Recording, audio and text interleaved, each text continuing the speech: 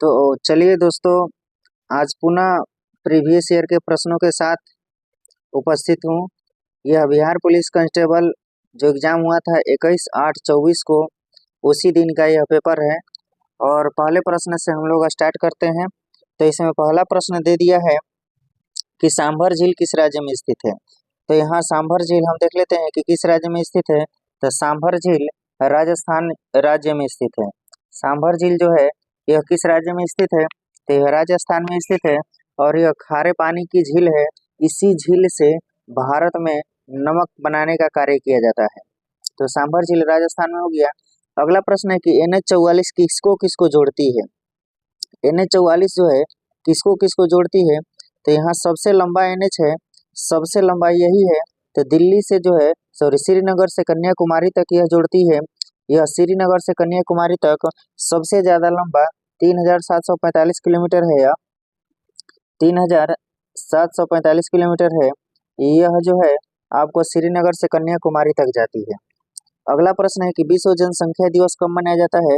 तो जनसंख्या बढ़ाने के लिए 2 चाहिए पति पत्नी, और दोनों का बराबर योगदान है और जम के मेहनत करना है, यानी 11 जुलाई को विश्व जनसंख्या दिवस मनाया जाता है। विश्व जनसंख्या दिवस कब मनाया जाता है, तो 11 जुलाई को जो है विश्व जनसंख्या दिवस मनाया जाता है। आगे चलते हैं। अगला प्रश्न में है कि दलाई लामा भारत कब आए थे। तो दलाई लामा जो भारत आए थे, यह तिब्बत से, ये लोग जो चीन जो है तिब्बत पर अधिकार कर लिया। तो 1959 ईस्वी में ये लोग जो है तिब्बत छोड़ करके भारत में रहने लगे। तो 1959 ईस्वी में ये लोग भारत रहने लगे। अगला प्रश्न है कि सबसे कम महिला साक्षरता वाला राज्य कौन सा है। सबसे कम कह रहा है, तो सबसे कम जो है बिहार में ही महिला साक्षर है, यानी 51.5% जो है बिहार में महिला जो है साक्षर है। वही उत्तर प्रदेश की बात करेंगे तो 57.2% महिला साक्षर है। वही अगर झारखंड की बात करेंगे तो 55.4% है, और राजस्थान की बात करेंगे तो 52.1% है। अगला प्रश्न की ओर चलते हैं। प्रश्न संख्या 6 में है कि इनमें से कौन सा 2024 में प्रोटेम स्पीकर बनाए गए थे। तो जो प्रोटेम स्पीकर जो बनाए गए थे 2024 की यह बात कर रहा है, तो भर्तृहरि महताब जी जो हैं, यह ऑप्शन सी में है। भर्तृहरि महताब जी जो है यही प्रोटेम स्पीकर बनाए गए थे। प्रोटेम स्पीकर का मतलब ये होता है कि जब तक नए स्पीकर की चुनाव नहीं हो जाती है, तब तक जो है काम चलाऊ स्पीकर होते हैं, उन्हीं को प्रोटेम स्पीकर बोला जाता है। अगला है प्रश्न संख्या 7, सबसे ज्यादा गरीब राज्य कौन सा है। तो 7 में कह रहा है कि सबसे ज्यादा गरीब राज्य कौन सा है। तो इसमें सबसे ज्यादा गरीब जो है अपने राज्य है, जिसका नाम है बिहार, सबसे ज्यादा गरीब राज्य है। आते हैं अगला प्रश्न में। अगला प्रश्न क्या है 8 नंबर में। 8 नंबर प्रश्न है कि निम्न में से कौन सा शरीर का अंग या ग्रंथि शरीर के तापमान को नियंत्रित करता है। तो भैया थर्मस में जब हम पानी रखेंगे, जब थर्मस में पानी रखेंगे तो वही ना उसको ठंडा रखेगा या गर्म रखेगा। तो तापमान को नियंत्रित करेगा thermos thalamus, thermos thalamus, hypothalamus, thermos thalamus, hypothalamus. तो यह हो गया। अब पिट्यूटरी ग्रंथि कहाँ पाई जाती है, तो यह पिट्यूटरी ग्रंथि है, मास्टर ग्रंथि इसको कहा जाता है। सबसे छोटी ग्रंथि यही है, इसका आकार मटर के दाने के समान होता है। यह मस्तिष्क में पाई जाती है। यहाँ एड्रिनल ग्रंथि है जो किडनी के ऊपर पाई जाती है। एड्रिनल ग्रंथि हो गया। थायराइड ग्रंथि जो है गले में पाई जाती है। थायराइड ग्रंथि कहाँ पाई जाती है, गले में पाई जाती है। 9 नंबर में चलते हैं। कह रहा है कि इनमें से कौन सा कालिदास द्वारा लिखित रचना नहीं है। अभिज्ञान शकुंतलम यहाँ है, रघुवंशम है और मेघदूत है। इन्हीं के द्वारा लिखा गया है। अभिज्ञान शकुंतलम, रघुवंशम, मेघदूत और कुमार संभवम, यह तीनों जो है कालिदास के द्वारा लिखा गया है। लेकिन यह जो गीता है यह वेद व्यास के द्वारा लिखा गया है। तो इसका जो सही ऑप्शन होगा, वह कौन सा होगा, तो सही ऑप्शन जो है यह गीता ले लेंगे कि यह जो गीता है यह कालिदास के द्वारा नहीं लिखा गया था। जो गीता है यह कालिदास के द्वारा नहीं लिखा गया था। अगला चलते हैं। प्रयाग प्रशस्ति किस भाषा में लिखा गया है। 10 नंबर प्रश्न कह रहा है कि प्रयाग प्रशस्ति जो है किस भाषा में लिखा गया है, तो यह संस्कृत भाषा में लिखा गया है प्रयाग प्रशस्ति। अगला प्रश्न 11 नंबर है कि अम्बेडकर का जन्म कब हुआ था। डॉक्टर भीमराव अम्बेडकर का जन्म कब हुआ था, तो इनका जन्म जो है 14 अप्रैल 1891 ईस्वी को हुआ था। 14 अप्रैल 1891 ईस्वी को हुआ था। अगला प्रश्न संख्या 12 में चलते हैं कि उपराष्ट्रपति को हटाने का प्रस्ताव कहाँ पेश किया जाता है? तो उपराष्ट्रपति को हटाने का जो प्रस्ताव है यह राज्यसभा में पेश किया जाता है। कहाँ पेश किया जाता है? तो राज्यसभा में पेश किया जाता है। अगला प्रश्न 13 है। 13 प्रश्न संख्या है कि कोशिका सिद्धांत किसने दिया था? तो कोशिका सिद्धांत का प्रतिपादन 1938-39 ईस्वी में 3839 ईस्वी में स्लाइडेन और स्वान के द्वारा दिया गया था और कहा गया था कि जितने जीव हैं सभी जीव जो हैं कोशिकाओं से मिलकर के बने हैं। तो उसी तरीका से यही बात बोले कि सभी जीव जो है कोशिकाओं से मिलकर के बना है। वही कोशिका की खोज की बात करेंगे तो 1665 ईस्वी में रॉबर्ट हुक ने किया था, जो एक मृत कोशिका थी। और 1674 ईस्वी में जो है 1674 ईस्वी में जो है रॉबर्ट हुक के बाद आए थे लिवेनहॉक, और लिवेनहॉक ने 1674 ईस्वी में जो है जीवित कोशिका की खोज की। आगे चलते हैं अगला 14 नंबर प्रश्न में। 14 नंबर प्रश्न है कि राज्य चुनाव आयोग का उल्लेख संविधान के किस अनुच्छेद में है? तो चुनाव आयोग का उल्लेख की बात कर रहा है तो चुनाव आयोग जो है 243 में आ जाएंगे। यह चुनाव आयोग जो है 243 के क में है, भाग 9 में है, चुनाव आयोग का उल्लेख है। आगे बढ़ते हैं। आगे 15 नंबर में है कि 58वां ज्ञानपीठ पुरस्कार किसे मिला था? तो 58वां जो ज्ञानपीठ पुरस्कार है यह दो लोगों को मिला था, एक गुलजारी लाल को मिला था और राम भद्राचार्य को मिला था। गुलजार को मिला था, गुलजार को और राम भद्राचार्य को मिला था। अगला प्रश्न है 16 में कि SC/ST कल्याण विभाग के मंत्री कौन थे? तो SC/ST कल्याण विभाग के मंत्री कौन थे? तो जनक राम थे। इसे मेरा भी नाम जनक ही है, तो इसमें भी जनक राम जी जो थे SC/ST कल्याण विभाग के मंत्री थे उस समय। आगे देखते हैं 17 नंबर में। 17 नंबर में कि प्रथम चुनाव आयुक्त कौन थे? तो प्रथम चुनाव आयुक्त, ये तो एकदम आसान प्रश्न है कि प्रथम चुनाव आयुक्त कौन थे? सुकुमार सेन थे। यूनेस्को का मुख्यालय कहाँ है? तो यहाँ पर देख लेते हैं यूनेस्को का मुख्यालय जो फ्रांस की मुख्यालय है, यानी फ्रांस की जो राजधानी पेरिस है वही यूनेस्को का मुख्यालय है। अगर यूनेस्को की स्थापना की बात करेंगे तो 4 नवंबर 1946 ईस्वी को इसकी स्थापना हुई थी। यूनेस्को का स्थापना हुआ था। चलिए अगला प्रश्न में चलते हैं हम। 19 नंबर प्रश्न है। 19 नंबर प्रश्न है कि मेक इन इंडिया की शुरुआत कब की गई थी? मेक इन इंडिया की शुरुआत जो है 25 सितंबर 2024 ईस्वी को की गई थी। 25 सितंबर कब किया गया था? मेक इन इंडिया की बात कर रहा है, मेक इन इंडिया की बात कर रहा है तो 25 सितंबर 2014 ईस्वी को इसकी शुरुआत की गई थी। अगला प्रश्न है 20 नंबर प्रश्न है कि सेक ए, यहाँ पर ले लेते हैं, कह रहा है सेक ए 1 माइनस साइन ए इंटू सेक ए प्लस टेन ए का मान क्या होगा? तो यहाँ पर इसको हल करते हैं, देखिए कितना बढ़िया से हल हो जाएगा। तो यहाँ पर जो सेक ए है, यहाँ पर हम देख रहे हैं कि सेक ए से 1 में गुणा करेंगे तो सेक ए हो जाएगा माइनस सेक ए इंटू साइन ए हो जाएगा।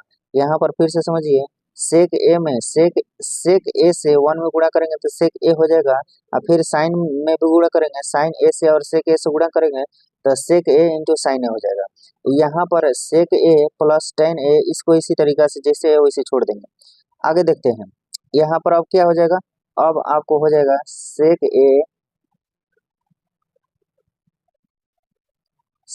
ए माइनस सेक ए इंटू हो जाएगा इंटू साइन ए, दोनों हो जाएगा। अब सेक ए जो है, इस सेक ए बराबर होता है 1 बाई कॉस होता है, और 1 बाई कॉस और साइन से गुणा करेंगे यहाँ पर ऊपर में गुणा कर देंगे तो साइन ए बटे में कॉस ए हो जाएगा।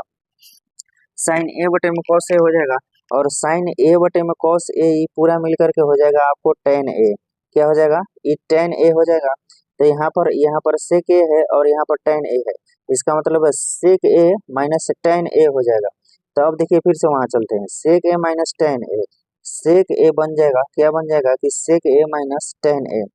तो अब यहाँ पर फिर से लिखते हैं सेक ए माइनस टेन ए। यहाँ पर फिर अगला हमारा पार्ट है कि सेक ए प्लस टेन ए। यहाँ पर क्या है कि सेक ए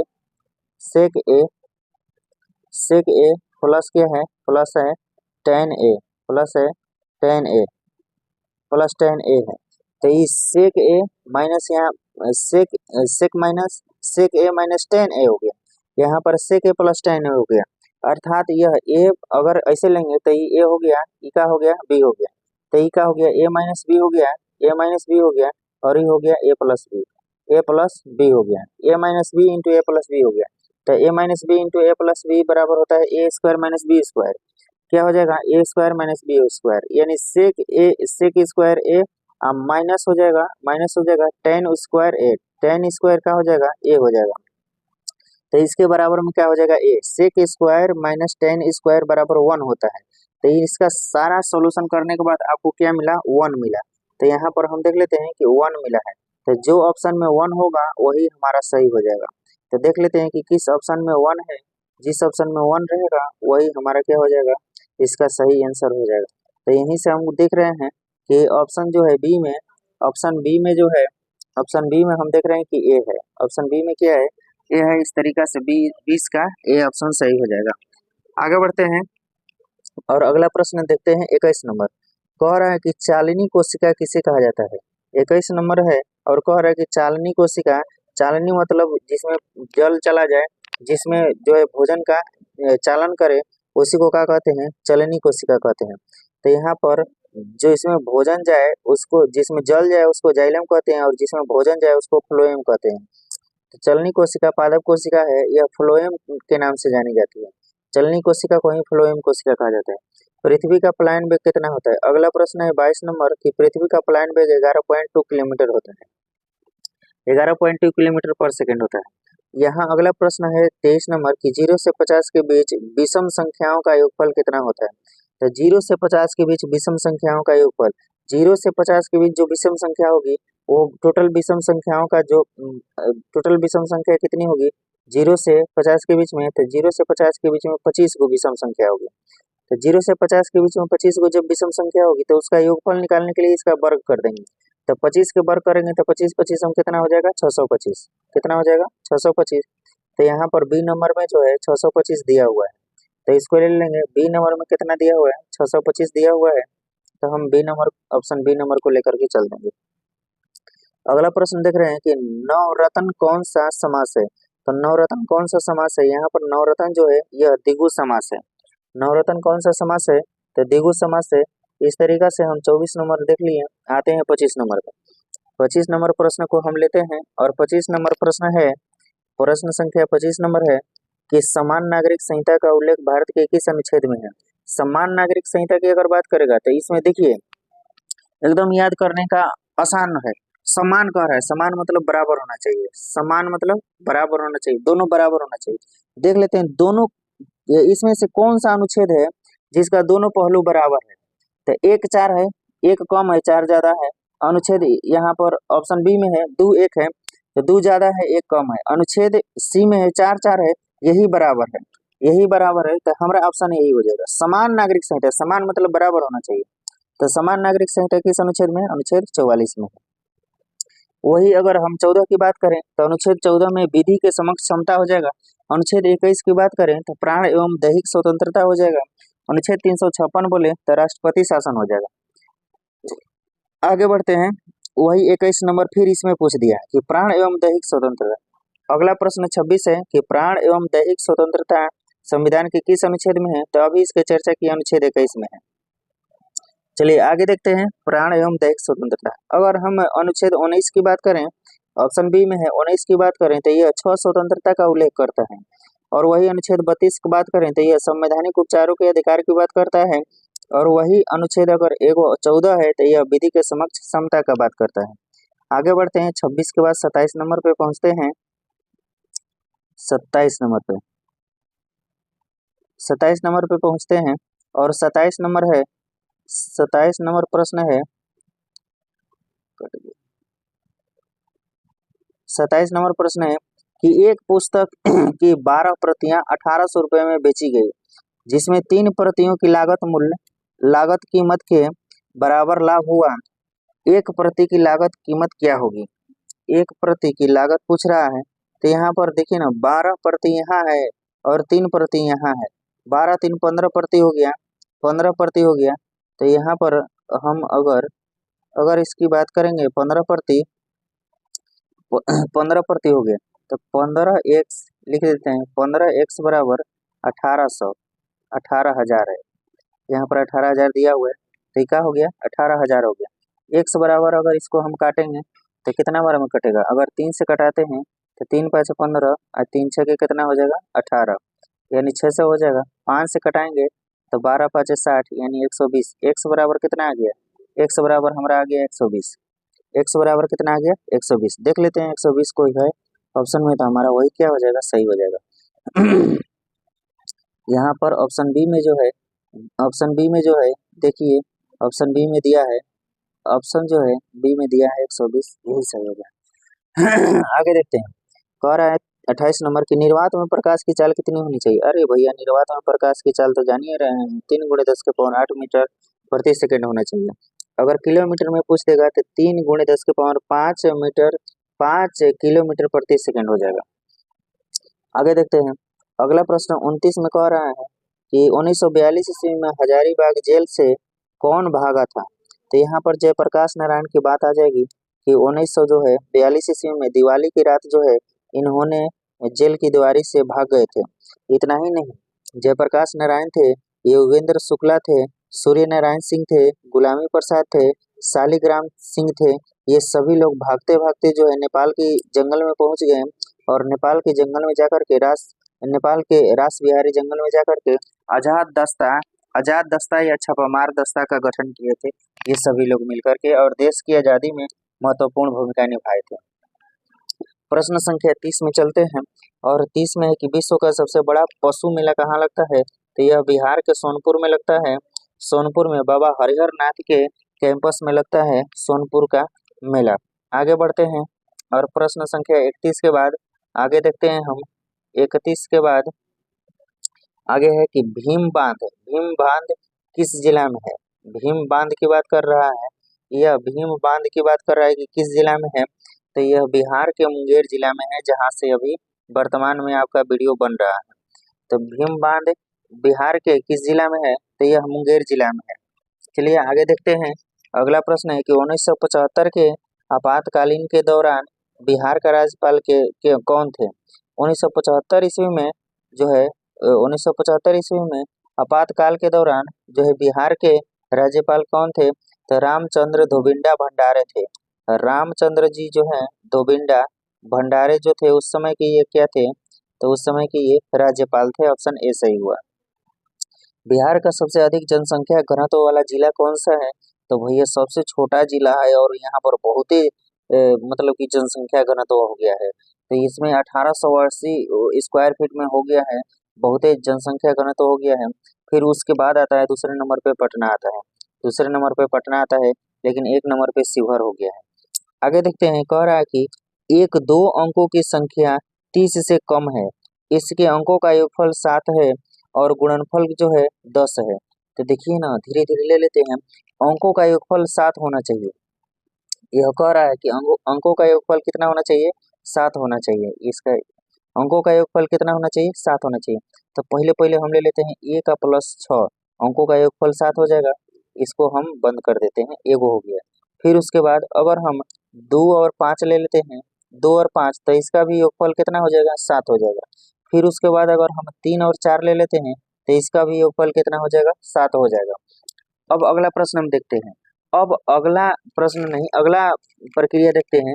अगला बात आगे कह रहा है कि इसका गुणनफल जो है, गुणनफल 10 होना चाहिए। तो इसका तो गुणनफल 10 नहीं होगा, इसका भी गुणनफल 10 नहीं होगा, तो गुणनफल किसका 10 होगा, तो 2 और 5 का गुणनफल क्या हो जाएगा, 10 हो जाएगा। तो इस तरीका से 2 और 5 हमारा बन गया, 2 और 5 बन गया। तो 2 और 5 को अगर हम सटा के लिखेंगे तो हमारा कितना हो जाएगा, तो हमारा कितना हो जाएगा, 25 हो जाएगा। तो हमारा इस तरीका से आंसर कितना हो जाएगा, 25 आंसर हो जाएगा। आंख बंद करके यह क्या हो गया, आंसर हमारा कितना हो गया, तो 25 हो गया। बहुत बहुत बहुत बहुत अच्छा से बन गया। आगे देखते हैं 35 नंबर, कह रहे कि दो संख्याओं का महत्तम समापवर्तक और लघुत्तम समापवर्तक क्रमशः 16 और 672 है। यदि एक संख्या 112 है तो दूसरी संख्या क्या होगी। बहुत आसान प्रश्न है दोस्त, एकदम बन जाएगा आराम से। देखिए एक सूत्र होता है कि पहली संख्या, एक सूत्र क्या होता है, सूत्र होता है कि पहली संख्या गुणे दूसरी संख्या बराबर होता है LCM गुणा HCF, LCM गुणा HCF। तो इसमें देखिए आपको 2 अंकों की संख्या दे दिया है, कह रहा है, सॉरी, यहाँ पर कह रहा है कि महत्तम और लघुत्तम 16 और 672 है। तो एलसीएम और एचसीएफ का मान दे दिया है, यानी 16 गुणे 672, 16 गुणे 672, एक संख्या 112 दे दिया है। यानी मान लेते हैं ये पहली संख्या दे दी है 112, तो यहाँ पर 112 हम लिख देंगे। अब इसको कटा देंगे, इसको कटा देंगे, और कटने के बाद जब इसका मान आएगा, कटाइए ना, कटा देते हैं। 16 सात क्या होता है, 16 सात 112 होता है। तो 7 से अब इसको कटाएंगे, 7 नवा क्या हो जाएगा, 63 हो जाएगा, 63 हो जाएगा। कितना बचेगा, 4 बचेगा, 42 हो जाएगा। तो 7 छक कितना हो जाएगा, 42। यानी मान कितना आ गया, 96 आ गया, 96 आ गया। तो अब मान देख लेते हैं उसमें कि 96 कौन सा मान है। जो 96 मान हो जाएगा वही हमारा क्या हो जाएगा, आंसर हो जाएगा। तो यहाँ पर हम देख रहे हैं कि 96 मान दिख रहा है। ऑप्शन कितना में है, ऑप्शन ए में 96 मान दिख रहा है। तो इस तरीका से ऑप्शन ए का हो जाएगा, इसका सही आंसर हो जाएगा। अगला दो प्रश्न और है, दो प्रश्न है कि इसमें से इलेक्ट्रॉन की खोज कौन किए थे। अरे यार, इलेक्ट्रॉन की खोज थॉमसन ने किए थे, इलेक्ट्रॉन की खोज थॉमसन ने किए थे। और इसके इलेक्ट्रॉन की खोज थॉमसन ने किया था। इलेक्ट्रॉन बाहरी कक्षा में चक्कर लगाते रहता है और परमाणु के नाभिक में न्यूट्रॉन प्रोटॉन होता है। न्यूट्रॉन की खोज जेम्स चडविक ने किए थे, प्रोटॉन की खोज करता है रदरफोर्ड है। चलिए आगे देखते हैं, आगे देखते हैं। कह रहा है कि जापान पर परमाणु बम किसने गिराया था। जापान पर परमाणु बम जो है अमेरिका ने गिराया था 6 अगस्त 1945 ईस्वी को हिरोशिमा पर, और 9 अगस्त नागासाकी पर गिराया था। लिटिल बॉय और फैट मैन तो बम का नाम था। चलिए आगे देखते हैं। 37 के बाद 38 में पहुंचते हैं, और 38 में है प्रश्न संख्या, यहाँ पर 38 में बहुत प्यारा प्रश्न है, न्यूनतम लिंगानुपात वाला राज्य कौन सा है। आपको 38 में कह रहा है कि न्यूनतम लिंगानुपात वाला राज्य कौन सा है, यानी महिलाओं की संख्या किस राज्य में सबसे कम है। तो यहाँ पर हरियाणा अगर दिख रहा होगा तो हमारा आंसर नंबर सबसे पहले उसी में जाएगा कि हरियाणा में जो है महिलाओं की संख्या कम है। न्यूनतम लिंगानुपात वाला महिलाएं हैं हरियाणा में, 879 जो है महिलाओं की संख्या हो गई है। चलिए प्रति 1000 पुरुष पर। 39 नंबर पर चलते हैं कि बाल गंगाधर तिलक का जन्म कब हुआ था। बाल गंगाधर तिलक की जन्म की अगर बात करेगा तो 23 जुलाई 1856 ईस्वी में, 23 जुलाई जो है 23 जुलाई 1856 ईस्वी में बाल गंगाधर तिलक जी का हुआ था, जन्म हुआ था। 23 जुलाई 1856 ईस्वी को बाल गंगाधर तिलक जी का जन्म हुआ था। वे महाराष्ट्र के रत्नागिरी में हुआ था। वे ग्राम दल के नेता थे। वेलेंटाइन सिरोल के नाम से इन्हें जाना जाता है। वेलेंटाइन सिरोल ने इसे अशांति के जन्मदाता कहा था। आगे बढ़ते हैं। तृतीय बौद्ध संगीति के अध्यक्ष कौन थे। तृतीय बौद्ध संगीति के अध्यक्षता कौन किए थे, तो यहाँ पर मोगलीपुत्र तीस के द्वारा तृतीय बौद्ध संगीति की अध्यक्षता की गई थी। अगर वही तृतीय बौद्ध संगीति के बारे में थोड़ा सा और बात कर लेते हैं। तृतीय बौद्ध संगीति कहाँ हुई थी, तो रा पहला हुआ था राजगीर में, रा बय पाकू, तो रा हुआ था पहला राजगीर हुआ था, दूसरा वैशाली, तीसरा पाटलिपुत्र हुआ था, और चौथा हुआ था कुंडलवन में, रा बय पाकू। तो इस तरीका से जो है हमारा यह अशोक के समय में तृतीय बौद्ध संगीति हुई थी। पहला अजातशत्रु, दूसरा कालाशोक, और तीसरा अशोक हुआ था, और चौथा कनिष्क के समय हुआ था। आगे बढ़ते हैं। अगला प्रश्न संख्या 41 है कि राष्ट्रपति पर महाभियोग की प्रक्रिया किस अनुच्छेद में है। यह 61 में है। राष्ट्रपति पर महाभियोग लगाने की प्रक्रिया जो है अनुच्छेद 61 में है। तो हम लोग 41 नंबर प्रश्न संख्या देख लिए कि राष्ट्रपति पर महाभियोग किस अनुच्छेद के तहत है। तो अनुच्छेद 61 के तहत जो है राष्ट्रपति पर महाभियोग लगाया जा सकता है।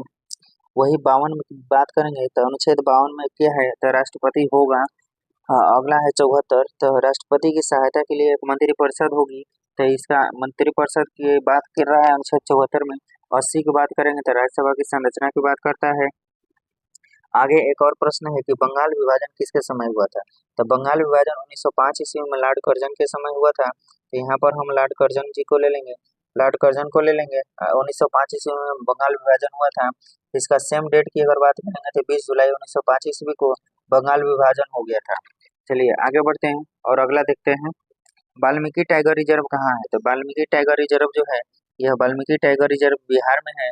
और बिहार के किस राज्य में है वाल्मीकि टाइगर रिजर्व, बिहार के चंपारण जिला में है। कह रहा है कि इसमें से कौन सा टाइगर रिजर्व बिहार में है। तो बिहार में वाल्मीकि न है, तो बिहार में वाल्मीकि टाइगर रिजर्व को ले लेंगे हम।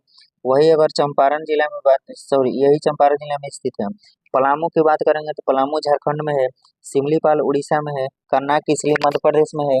तो यहाँ पर हो गया करना किस लिए मध्य प्रदेश, सिमलीपाल उड़ीसा में हो गया। अगला है 44 नंबर में, कह रहा है कि इनमें से कौन सा सोडियम नाइट्रेट का सूत्र है।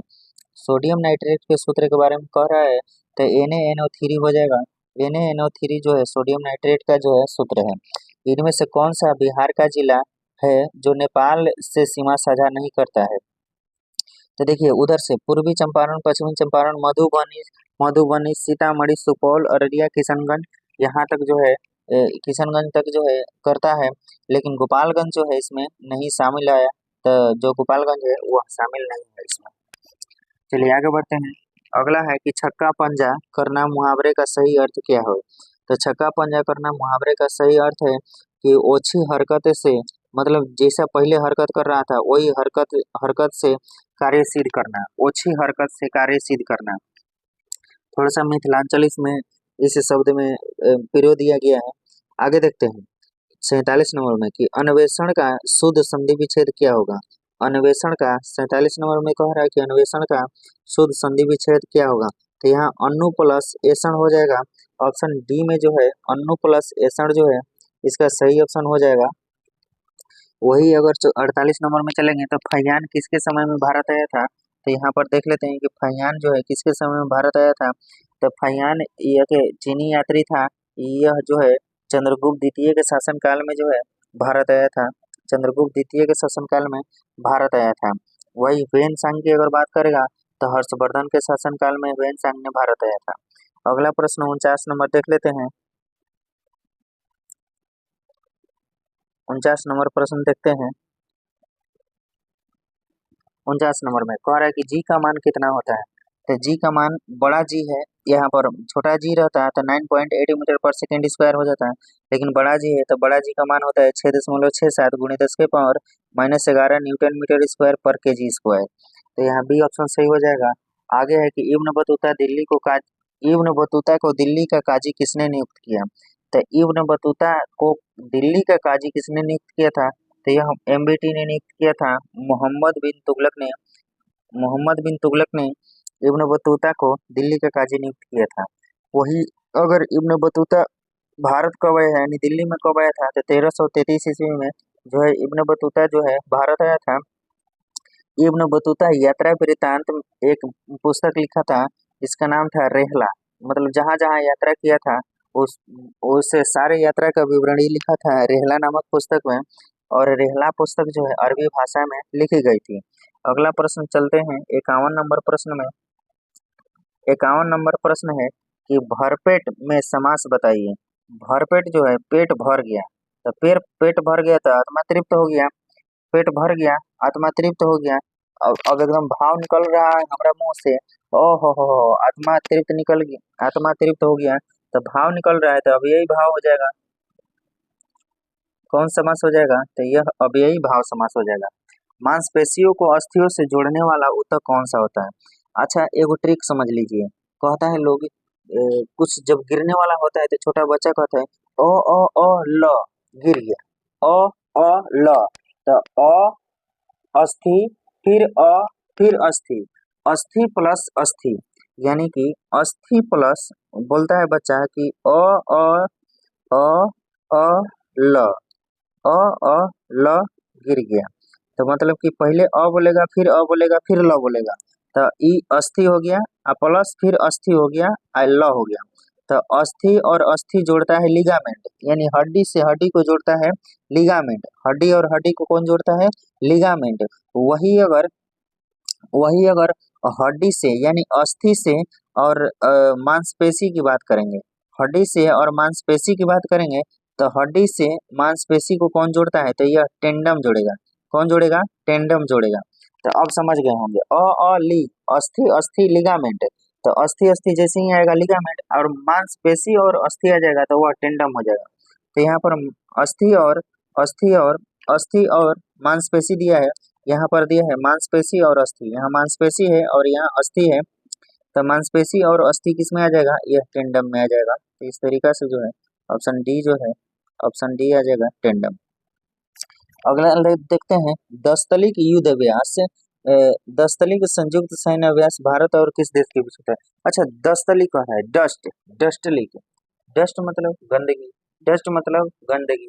तो जो उजबुक रहेगा, जिसको कुछ समझ में नहीं आएगा, जो उजबुक रहेगा, नहीं कहता है आदमी अरे उजबुक हुआ, तेरा समझ में नहीं आ रहा है, तो उजबुक मतलब उसको कुछ बुझा नहीं रहा है। उजबुक जो रहेगा वही गंदगी में रहेगा। तो डस्ट लिक, डस्ट रहेगा। डस्ट लिक सैन्य अभ्यास उज्बेकिस्तान और भारत के साथ में होता है, उज्बेकिस्तान। चलिए आगे देखते हैं।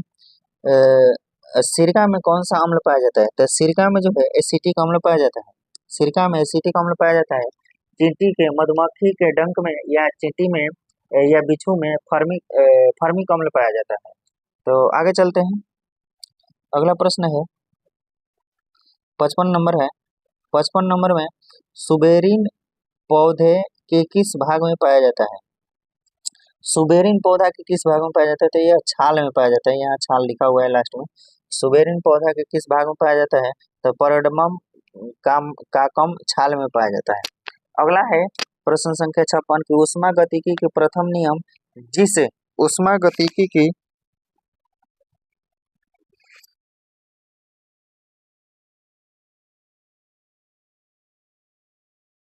तो चलते हैं 56 नंबर प्रश्न पे। और 56 नंबर प्रश्न है यहाँ पर कि ऊष्मागतिकी का प्रथम नियम जिस संरक्षण नियम के ऊपर आधारित है वह कौन सा है? तो 56 नियम ऊर्जा ऊष्मागतिकी के जिस नियम से संबंधित है वह नियम कौन सा है? तो यहाँ पर ऊष्मागतिकी वाला में हम देख लेते हैं, यहाँ पर ऑप्शन ले लेते हैं कि ऊष्मागतिकी का प्रथम नियम जिस संरक्षण नियम के ऊपर आधारित है वह है, तो वह कौन सा है? तो ऊर्जा संरक्षण का नियम है। तो यह ऊर्जा संरक्षण के नियम कहता है कि ऊर्जा न तो उत्पन्न किया जा सकता है और न ही नष्ट किया जा सकता है। ऊर्जा सिर्फ एक रूप से दूसरे रूप में बदला जा सकता है, अन्यथा ऊर्जा का निर्माण नहीं होता है। चलिए आगे चलते हैं 57 नंबर में। 57 नंबर कह रहा है इंग्लिश का 4 गो प्रश्न है। इंग्लिश 5 प्रश्न पूछता है, 4 गो यहाँ है, एक आगे मिलेगा। तो 57 नंबर में है कि when we got home last evening we found that the guest, मतलब कि इसमें पूछ रहा है, इसमें इसका ऑप्शन जो हो जाएगा 57 नंबर का जो ऑप्शन है वहां से 57 नंबर है, 57 का ऑप्शन जो है आपको बता देते हैं कि 57 का जो ऑप्शन है वह ऑप्शन डी हो जाएगा, हैड अराइव्ड। वही 58 में बात करेंगे तो 58 नंबर का जो ऑप्शन है वह 58 नंबर का जो ऑप्शन है इसका ए ऑप्शन हो जाएगा, फ्रेश ऑप्शन हो जाएगा।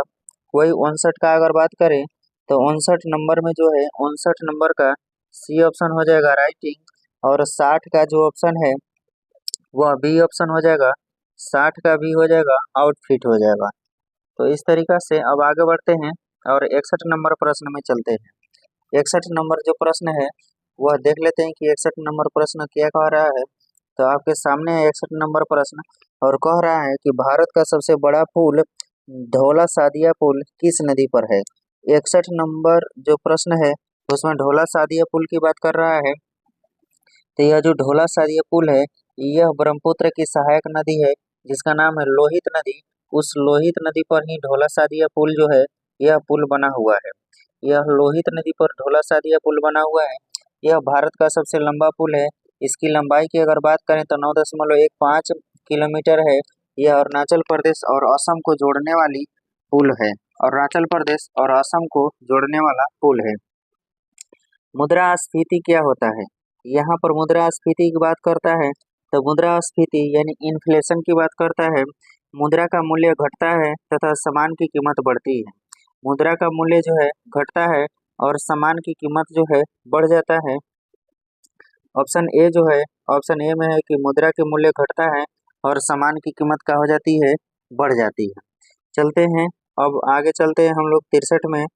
अब यहाँ से 63 नंबर प्रश्न है, प्रश्न संख्या 63 है और 63 में हम देख रहे हैं कि कह रहा है कि अगस्त 1942 ईस्वी में राजेंद्र प्रसाद किस जेल में रखे गए थे? तो अगस्त 1942 में जो राजेंद्र प्रसाद जी थे उनको कह रहा है कि किस जेल में रखे गए थे? तो यह बांकीपुर जेल है, यह पटना में ही है, ज़्यादा दूर नहीं है। पटना के जो महावीर मंदिर के आगे बुद्धा स्मृति पार्क है उसी के बगल में बांकीपुर जेल है और वहीं पर राजेंद्र प्रसाद जी को जो है बंद करके रखा गया था 1942 ईस्वी के समय। और यह जो राजेंद्र प्रसाद जी जो थे, यह भारत के प्रथम राष्ट्रपति बने थे, राजेंद्र प्रसाद। चलिए अगला चलते हैं 64 नंबर में। और 64 नंबर प्रश्न है कि अनुच्छेद 51 किससे संबंधित है। तो अनुच्छेद 51 जानते हैं कि अनुच्छेद 51 का संबंध जो है वह नीति निर्देशक तत्व से है, भाग 4 में आता है। और नीति निर्देशक तत्व जो है, राज्य के नीति निर्देशक सिद्धांत जो है, यह जो है ऑप्शन बी में है कि राज्य के नीति निर्देशक सिद्धांत जो है ऑप्शन बी में है। आगे है कि कोसी नदी की लंबाई कितनी है। तो कोसी नदी की जो लंबाई है यह 730 किलोमीटर है। कोसी नदी की लंबाई 730 किलोमीटर है। वही अगर गंगा नदी की लंबाई की अगर हम बात कर देंगे तो गंगा नदी की लंबाई 25-25 किलोमीटर है। वही अगर सिंधु की बात कर देंगे तो 2880 किलोमीटर है। वही अगर सतलज की बात कर देंगे तो 1500 किलोमीटर है।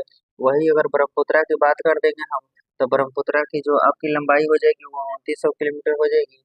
वही अगर कावेरी नदी की लंबाई की बात कर देंगे तो 801 किलोमीटर कावेरी नदी की लंबाई हो जाएगी। चलते हैं अब अगले प्रश्न में। अगला प्रश्न 66 नंबर है। और 66 नंबर में जो है यह अभी इंग्लिश का प्रश्न एक आ गया है। तो 66 नंबर को जो है अपने से बी ऑप्शन मार देते हैं, 66 का। आगे चलते हैं 67 में। कह रहा है कि विष्णुपद मंदिर बिहार के किस जिला में है। तो विष्णुपद मंदिर जो बोध गया में मंदिर है वही विष्णुपद मंदिर है। तो 67 नंबर का जो बी ऑप्शन है वह बी ऑप्शन सही हो जाएगा। विष्णुपद मंदिर बिहार के गया जिला में है। चलिए इसका निर्माण जो है अगर रामायण से जुड़ा हुआ है कि इंदौर की अहिल्याबाई ने करवाई थी। 68 नंबर प्रश्न है कि विक्रमशिला विद्यालय और नालंदा विद्यालय किस राज्य में स्थित है। तो यह दोनों किस राज्य में है। तो जान ही रहे हैं कि दोनों जो है बिहार में है, विक्रमशिला विश्वविद्यालय और नालंदा विश्वविद्यालय। अगर विक्रमशिला विश्वविद्यालय की बात करें तो विक्रमशिला विश्वविद्यालय जो है भागलपुर में स्थित है। इसकी स्थापना धर्मपाल ने करवाया था। और नालंदा विश्वविद्यालय की बात करें तो यह राजगीर में स्थित है और इसकी स्थापना कुमारगुप्त ने करवाई थी। चलिए 69 में चलते हैं। और 69 प्रश्न संख्या 69 में है कि भारत के प्रथम गृह मंत्री कौन बने थे। भारत के प्रथम गृह मंत्री की बात कर रहा है। तो गृह मंत्री उस समय सरदार वल्लभ भाई पटेल बने थे गृह मंत्री। और वही हम बात कर देंगे कि प्रथम रेल मंत्री कौन बने थे। तो भारत के प्रथम रेल मंत्री जॉन मथाई बने थे। वही अगर भारत के प्रथम स्वास्थ्य मंत्री की बात कर देंगे तो राजकुमारी अमृत कौर हो जाएंगी। इस तरीका से चलिए आगे बढ़ते हैं। अगला प्रश्न है 70 में कि प्रति व्यक्ति आय का प्रतिपादन किसने किया था। प्रति व्यक्ति आय का जो प्रतिपादन किए थे यह किए थे दादा भाई नौरोजी ने किए थे। 70 प्रश्न में है कि प्रति व्यक्ति आय का आकलन किसने किया था। तो दादा भाई नौरोजी किए थे। 1868 ईस्वी में इन्होंने प्रति व्यक्ति आय मतलब एक व्यक्ति की आय 20 रुपया का अनुमान लगाया था इन्होंने। और इनका एक किताब है कि poverty and on British rule in India. यह पुस्तक जो है 1868 ईस्वी में इन्होंने लिखे थे और उसी में इसकी चर्चा किए थे कि प्रति व्यक्ति आय अभी कितना है। 20 रुपये का अनुमान लगाया गया था। प्रति व्यक्ति आय कितना था 20 रुपये। किसने लिखे थे इस किताब को किसने लिखे थे। तो दादा भाई नौरोजी लिखे थे, दादा भाई नौरोजी।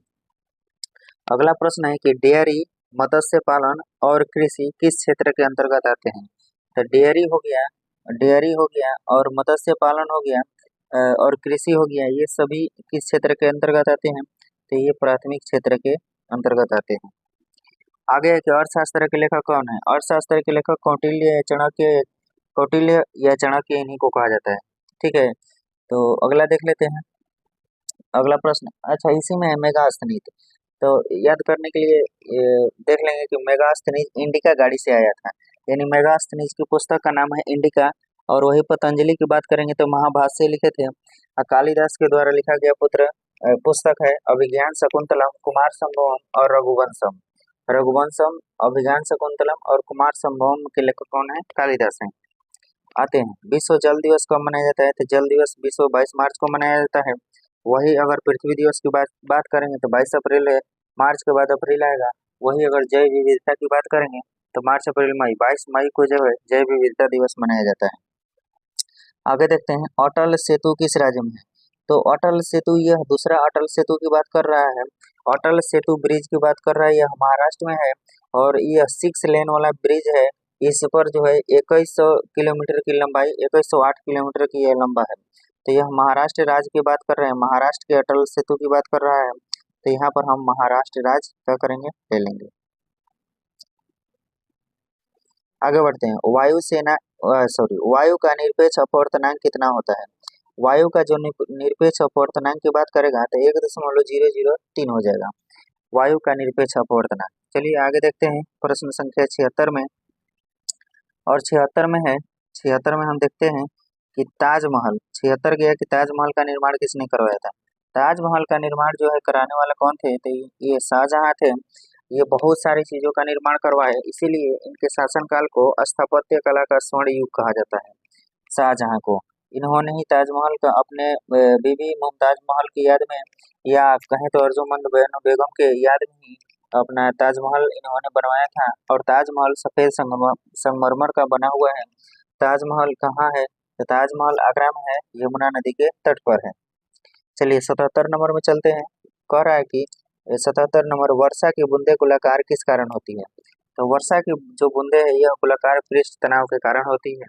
चलिए आगे देखते हैं 77 के बाद 78 प्रश्न तक चलते हैं हम लोग। 78 प्रश्न में है कि बिहार सूचना आयोग की स्थापना कब की गई थी। 78 नंबर में है कि बिहार सूचना आयोग की स्थापना कब की गई थी। तो ये इसकी स्थापना जो है 2006 ईस्वी में की गई थी। कब की गई थी, तो 2006 ईस्वी में की गई थी। वही अगर बात करेंगे कि अगला प्रश्न है कि मानव क्रोमोसोम की संख्या कितनी होती है। तो मानव क्रोमोसोम की संख्या अगर 23 जोड़ा में पूछेगा तो 23 जोड़ा हो जाएगा, अगर संख्या में पूछेगा तो 46 हो जाएगा। तो इसमें ऑप्शन में दोनों दिया है, 46 भी दिया है और 23 जोड़ा भी दिया है। तो ऑप्शन डी में है, देखिए बी और सी दोनों दे रहा है, इसका मतलब बी और सी दोनों हो जाएगा। अगला प्रश्न देखते हैं। अगला प्रश्न कि पितृपक्ष मेला कहाँ लगता है। पितृपक्ष का मेला जो है यह बिहार के गया जिला में लगता है। पितृपक्ष मेला बहुत भारी मेला है। इस मेला में क्या किया जाता है कि जो श्रद्धालु आते हैं वो अपने पूर्वजों के नाम से पिंड दान करते हैं। पिंड दान करने के लिए ही लगता है पितृपक्ष का मेला। चलिए आगे देखते हैं। अगला प्रश्न है 81 कि द स्पिरिट ऑफ लॉज के लेखक कौन है। द स्पिरिट ऑफ लॉज के लेखक कौन है, तो यहाँ पर मार्टेंगू का नाम आ जाएगा, मार्टेस्क्यू का नाम आ जाएगा। अगला है कि डीएनए का पूरा नाम क्या है। तो डीएनए का जो पूरा नाम है वो है deoxy ribonucleic acid, deoxy ribonucleic acid. अगला है कि पौधों की वृद्धि का हार्मोन कौन सा है। पौधा में जो वृद्धि करता है वह कौन सा हार्मोन है, तो यहाँ पर ऑक्सिन हार्मोन का नाम आ जाएगा कि ऑक्सिन हार्मोन जो है वह पौधों में वृद्धि का कार्य करता है। तो दोस्तों अगला प्रश्न चलते हैं, देखते हैं 84 है। 84 प्रश्न है कि अंतर्राष्ट्रीय वित्तीय सेवा केंद्र प्राधिकरण का मुख्यालय कहाँ है। अंतर्राष्ट्रीय वित्तीय सेवा केंद्र प्राधिकरण का मुख्यालय जो है कहाँ है, यह 84 नंबर प्रश्न में पूछ रहा है। तो अंतर्राष्ट्रीय वित्तीय सेवा केंद्र प्राधिकरण का मुख्यालय जो है गुजरात के गांधीनगर में है। तो इसका मुख्यालय हम देख लेंगे कि गुजरात के कहाँ है, गांधीनगर में है, गुजरात के गांधीनगर में है, गुजरात के गांधीनगर में। आगे है कि रक्तचाप को नियंत्रित करने वाली ग्रंथि कौन सी है। तो रक्तचाप को नियंत्रित करने वाली ग्रंथि की बात कर रहा है तो यह एड्रीनल ग्रंथि हो जाएगी। और यह एड्रीनल ग्रंथि कहाँ पाई जाती है, तो यह किडनी के ऊपर पाई जाती है। यह आधा भाग में रहता है, इसलिए इसको अधिवृक्क भी कहा जाता है। अधिवृक्क या एड्रीनल ग्रंथि यह रक्तचाप को नियंत्रित करने का काम करता है। आगे देखते हैं। आगे प्रश्न संख्या 86 में है कि भारत में किस प्रकार के शासन व्यवस्था है। भारत में तो द्विसदनात्मक शासन व्यवस्था है। भारत में द्विसदनात्मक शासन व्यवस्था है, यानी बोले तो संघीय शासन व्यवस्था यहाँ पर भारत में है। भारत में संघीय शासन व्यवस्था है। आगे चलते हैं। 87 में भारत में चांदी का सबसे अधिक उत्पादन किस राज्य में होता है। तो भारत में चांदी का जो उत्पादन होता है सबसे ज्यादा राजस्थान में होता है। और राजस्थान के राज्य के जवार खान से चांदी की प्राप्ति की जाती है, ज्वार की खान से। आगे देखते हैं 88 नंबर में कि हिंदी पोलिटी नामक पुस्तक के लेखक कौन है। 88 में पूछ रहा है हिंदी पोलिटी नामक पुस्तक के लेखक कौन है। तो के पी जायसवाल जी जो हैं, यह के पी जायसवाल जी जो हैं हिंदी पॉलिटी नामक पुस्तक के लेखक हैं। अगला प्रश्न 89 नंबर में कि 1989 नंबर है, कह रहे हैं 1919-20 में दरभंगा में किसान आंदोलन का नेतृत्व कौन किए थे? 1919-20 में दरभंगा में किसान आंदोलन का नेतृत्व कौन किए थे? तो स्वामी विद्यानंद जी जो है, स्वामी विद्यानंद, इन्होंने ही किसान आंदोलन का नेतृत्व किया था।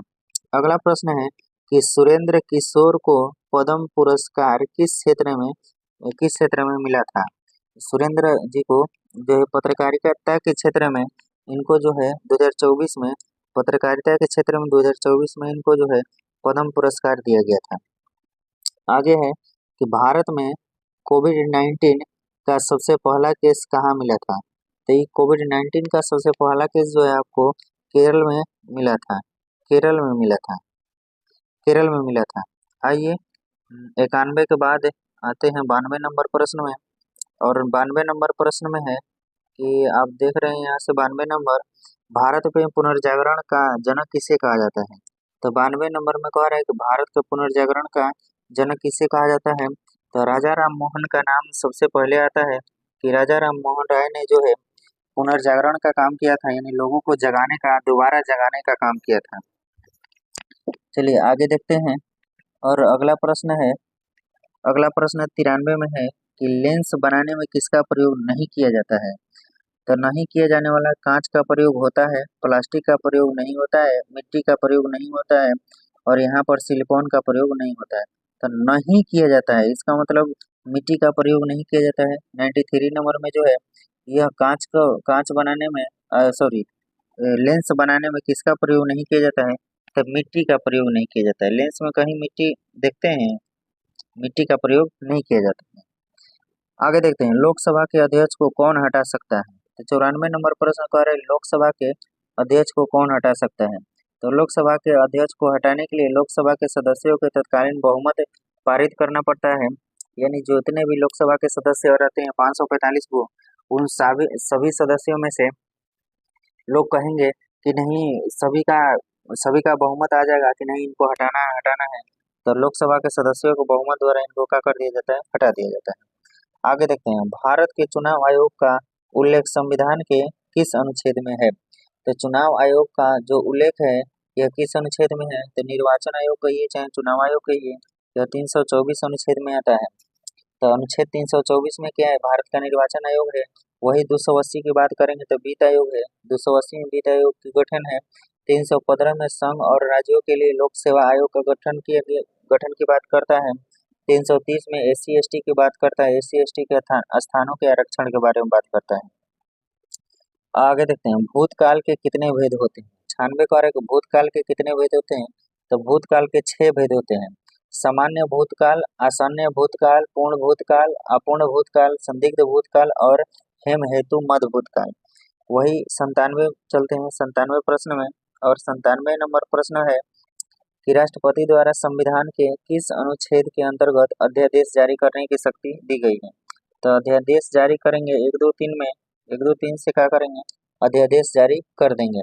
और वही राज्यपाल का अध्यादेश की बात करेगा तो 213 से जो है राज्यपाल अपना अध्यादेश जारी कर देंगे। अनुच्छेद 356 राष्ट्रपति शासन है, और 112 वित्तीय विवरण का बोध कराता है।